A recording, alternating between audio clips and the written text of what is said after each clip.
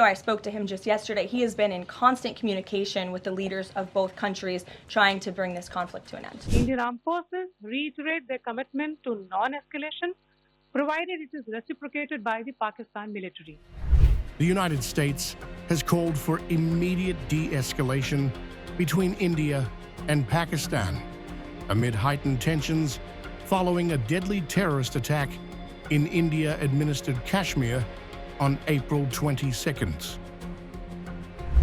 The White House and State Department emphasized the need for both nuclear-armed nations to restore communication and avoid further conflict, with U.S. officials actively engaging leaders from both sides.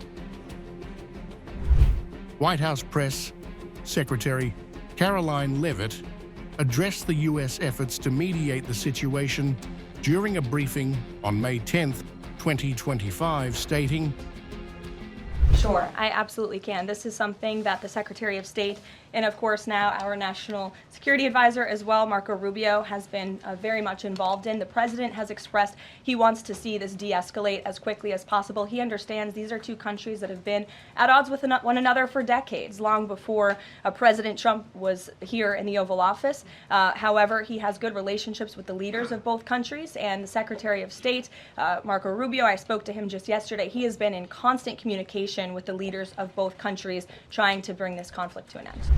The tensions stem from a terrorist attack in Pahalgam, Jammu and Kashmir, which claimed 26 civilian lives. Pakistan military continued with its provocations, carrying out aggressive actions employing multiple threat vectors all along the western border. Pakistan employed UCAV, drones, long-range weapons, loitering munitions, and fighter aircraft to target civilian areas and military infrastructure. Pakistan military also resorted to air intrusions using drones and firing of heavy caliber weapons along the line of control.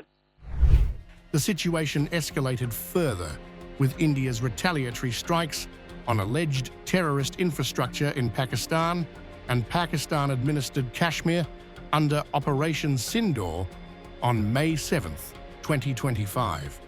Followed by reported Pakistani drone and missile attacks on Indian territory. Pakistani claims about activities that they have undertaken continue to be heavy on lies, misinformation, and propaganda. And on top of that, this is peddled by Pakistani state agencies.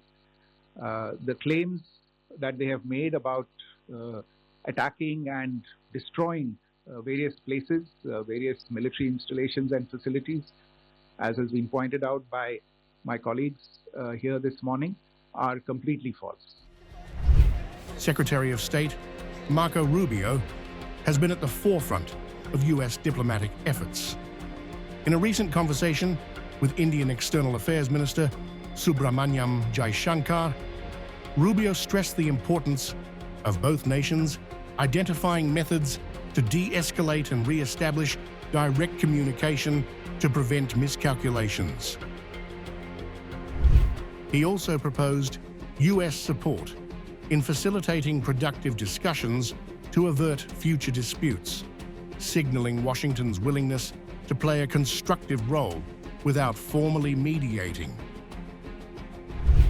Rubio has also engaged with Pakistani Prime Minister Shehbaz Sharif, urging Pakistan to cooperate in investigating the Pahalgam attack and to take concrete steps to end any support for terrorist groups.